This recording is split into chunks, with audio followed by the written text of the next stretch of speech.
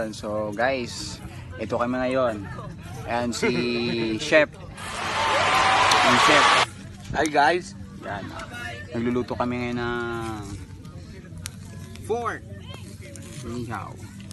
Pork inihaw. Si Chef Ben. Hi. Kamusta naman Sir Ben? Nga, magkakaroon ng sunog. Magkakaroon ng sunog. Ayan, tingnan nyo guys. Grabe. Umapoy na po. So, kailangan ng tubig. Ayan, kailangan ng tubig.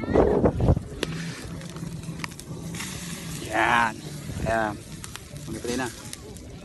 Oh, wow. Sarap. Power. Pa. Yun. Ayan. Actually, ganun talaga pag mga chef. Medyo challenging. Di ba, sir? Yes. Yan, kailangan mong i-maintain yung ano, yung juiciness and crispiness. Yes. Ayun siya. Power. Grabe. Ito na. Yan na yung mga yung product namin. Ano yan? Ideal pork. Ideal pork. Ideal pork. Ayan, makita mo bro yung iniiwan natin. Ayan, yan guys, pupunta tayo ngayon sa mga members natin. Yan.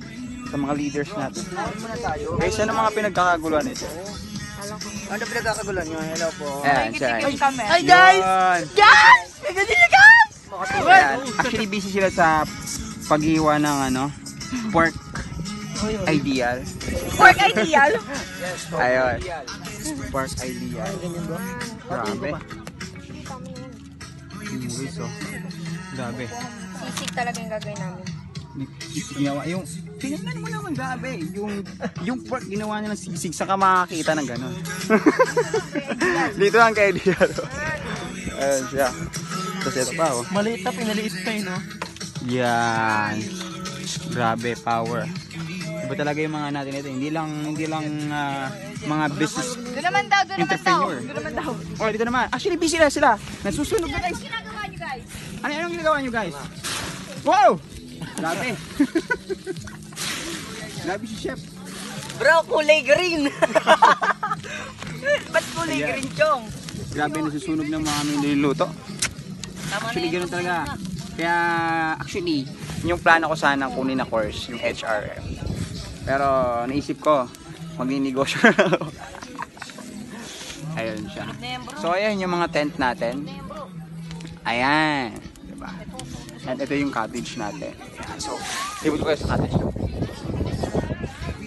Ayan. So, yan. Ito yung cottage namin. Yeah. Ito si Ma'am Almira. Yeah. Hello po. One of the upcoming Millionaires Club. Yeah. Welcome to his vlog. Yun. At ito naman, Sir Joren. Sir Joren. Sir Jobert. Sorry. Ayan. Sa mga leader natin. Sir Jobert from Bicol din. Mga kababayan natin Bicolano. Ayun siya. So grabe natin naman guys. Look at. Ooh. Yan. So grabe no. Iba talaga nagagawa na yung opportunity. Kaya huwag ka lang matakot guys. Diba? Grab ka lang ng grab kasi sabi nga, di mo malalaman yung isang bagay o di mo malalaman yung isang pagkain kung hindi masarap, kung hindi mo titikman. Tama ba guys? So, kung may mga opportunity na dumadaan sa'yo, grab mo lang kasi mali mo ito na yung opportunity na pwedeng magpabago sa'yo at maging ma-enjoy mo naman yung life. Ayan, so guys, mamaya see you sa next vlog natin. Bye bye!